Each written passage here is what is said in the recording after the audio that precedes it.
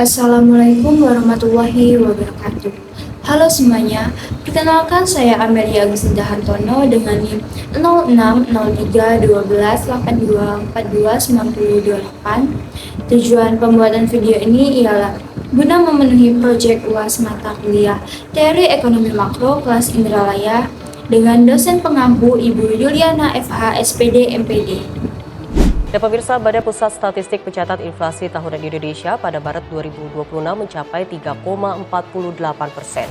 Angka ini dipengaruhi oleh fenomena low base effect dari tahun sebelumnya. Badan Pusat Statistik melaporkan terjadi kenaikan indeks harga konsumen dari 107,22 pada Maret 2025 menjadi 110,95 pada Maret 2026. Hal ini mendorong terjadinya inflasi tahunan sebesar 3,48%. Secara bulanan inflasi Maret 2026 tercatat sebesar 0,41%, sementara inflasi tahun kalender mencapai 0,94%. BPS menyebut angka inflasi tahunan ini masih dipengaruhi oleh low base effect atau rendahnya basis perbandingan pada tahun sebelumnya. Fenomena ini terjadi karena pada awal 2025 terdapat kebijakan seperti diskon tarif listrik yang menekan indeks harga konsumen sehingga saat dibandingkan secara tahunan angka inflasi terlihat lebih tinggi. Nah, jadi teman-teman pernah nggak sih kalian itu ngerasa kalau sekarang itu belanja makin mahal? Kayak ke pasar atau ke minimarket, harga beras naik, cabai naik, bahkan harga ayam itu juga ikut naik. Kadang kita tuh sampai mikir, ini kenapa sih semuanya jadi mahal banget? Nah, jadi ternyata ini tuh bukan cuma perasaan kita aja. Fenomena ini dalam ekonomi disebut dengan inflasi.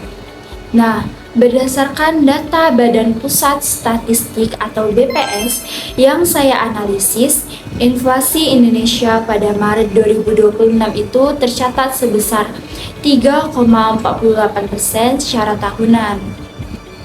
Angka ini dipicu oleh kenaikan indeks harga konsumen atau IHK dari posisi 107,22 di tahun lalu menjadi 110,95 pada periode ini. Banyak pihak melabeli kondisi ini dengan istilah ekonomi yang sedang memanas. Namun, sebagai mahasiswa ekonomi, kita perlu membedah lebih dalam apa yang sebenarnya terjadi di balik angka tersebut. Mengapa inflasi ini terjadi?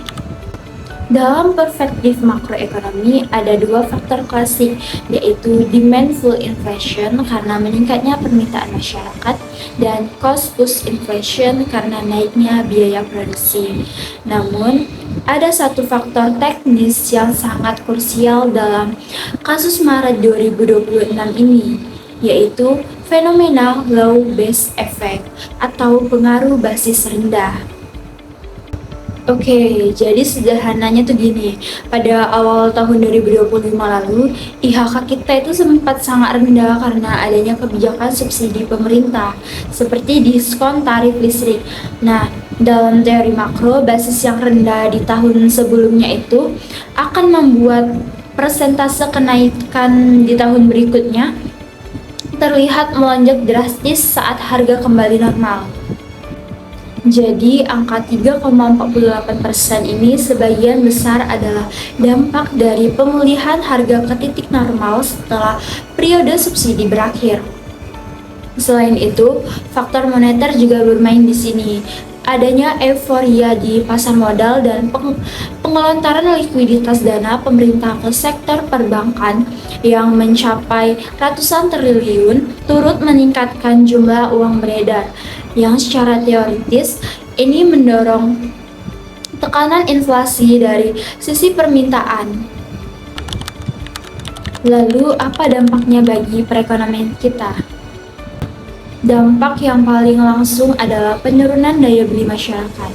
Dengan harga yang semakin tinggi, nilai real uang kita menurun.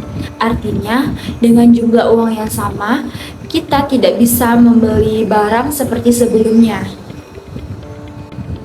Jika kita hubungkan dengan identitas pendapatan nasional, yaitu untuk dampak lainnya adalah meningkatnya ketimpangan ekonomi.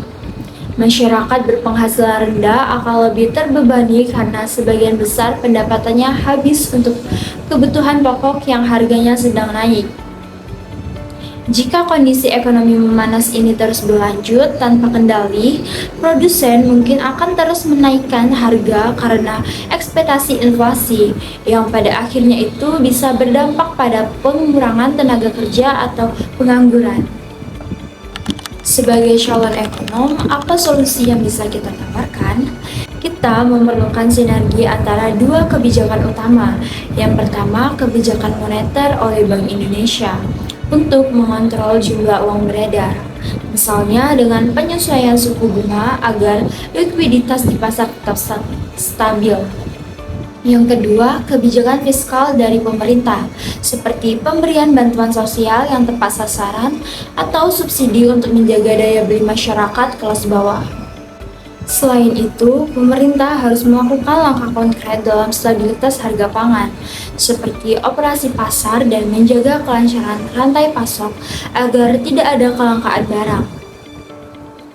Untuk jangka panjang, kita harus meningkatkan produksi dalam negeri agar tidak terlalu bergantung pada harga komoditas global. Kesimpulannya, inflasi pada Maret 2026 sebesar 3,48% ini adalah fenomena makro yang kompleks. Meskipun terlihat meningkat, kita harus memahami bahwa ada pengaruh teknis low base effect di dalamnya. Diperlukan kerjasama yang solid antara pemerintah dan bank sentral agar stabilitas ekonomi tetap terjaga. Saya Amelia Agusnida Hartono, sekian video dari saya, terima kasih. Wassalamualaikum warahmatullahi wabarakatuh.